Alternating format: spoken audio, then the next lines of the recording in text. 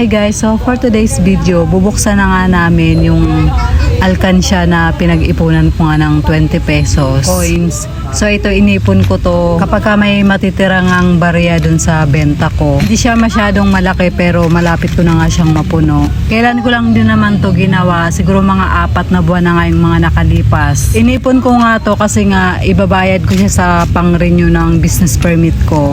Kasi medyo malaki-laki din kasi yung ibinabayad nga sa pagkuha nga ng permit. So dahil food business nga yung negosyo ko, marami pa yung mga kailangan. Meron pang mga sanitary, which is meron pang ibang mga binabayaran tulad nga ng pag-check nga ng tubig. So every 3 months nga yun. Meron pa ngang para sa fire.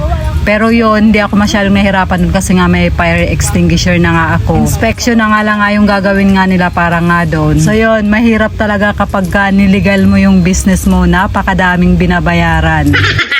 Charot, syempre kailangan natin illegal yan kasi nga pagka hindi ko yan ni-register, syempre pwedeng isara yung shop ko kapag nakitang wala nga akong mga permit. So yun, after nga namin mabilang nila Geraldine at saka ni Carlos, pinlastic na nga namin siya. Tapos kami naman Italia, lumabas nga kami kasi nga diniposit ko naman siya sa GoTime Bank ko. Sa BPI nga sana kami pupunta, kaya lang sabi ko baka maraming tao. Pipila pa kami doon kaya nag-GoTime Bank na lang ako. Ganun din naman, wala rin namang fee. Nagtanong nga muna ako dun sa cashier kung pwede kung nag-a-accept sila ng coins. Sabi nga nila okay naman daw yun. Medyo matagal-tagal lang nabilangan kasi nga tagpa 500 lang yung pagpa-plastic nga nila. Then after nga naming mag-deposit, dumiretso naman ako sa Sus Coffee kasi meron akong voucher doon and malapit na nga siyang ma-expire. Si Talia tuwang-tuwa nga habang naglalakad nga kami. Panay naman ang kinuwento niya sa akin na kung ano-ano. Then diretso na nga kami dito sa shop. Yung dating tao nga ng Coffee Bean na si Alex, pumunta nga siya dito para nga kumain kasi na-miss daw nga niya yung fried chicken namin. Nung nandito pa nga siya, yan nga yung lagi nga niyang kinakain. Pinagabihan nga, nag-crave nga kami ng sinigang na manok, kaya yun nga yung inulam namin. Si Geraldine na nga yung nagluto. Gusto ko nga uminom ng Yakult soda, yung strawberry, kaya nagtimpla nga kami. Yan siya guys. Gravy. Sarap!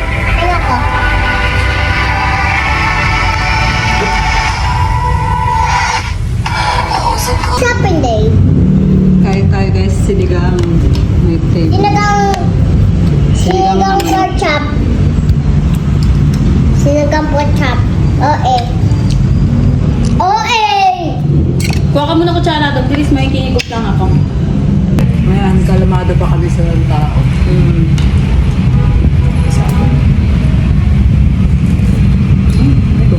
Ito sinigang sa gabi. Sabi may totoong gabi talaga. Ayan, masarap.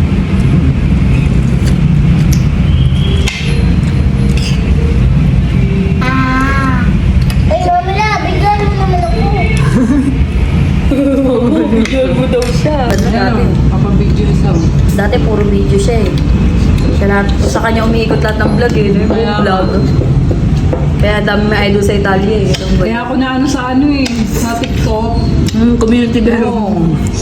Dahil kay Talia. Tsaka yan, minsan nakaubad tantan, bawal pala yun. Community guys. Sabi niya, so guys, Punto ba ako eh? Bigla ko na. Sarap ng manok asinan.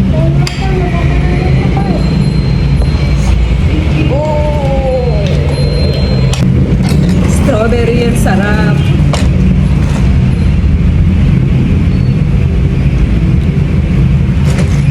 Sarap.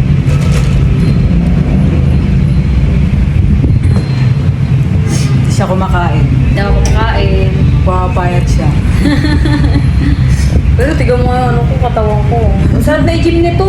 Kaya nga. No? Gym Guys, kami. pakita mo, makikita niyo yung mga namin, 4 kami. Bagong buhay na po kami 4. Pero bukas future tayo. After nga namin kumain, maya-maya nga dumating nga si tatay, kasama nga niya yung kaibigan nga niya. Kumain nga sila ng half grilled chicken. So yun na guys, hanggang dito na lang po yung ating video for today. Maraming salamat po sa inyong panonood. Mag-iingat kayo palagi. God bless and babush!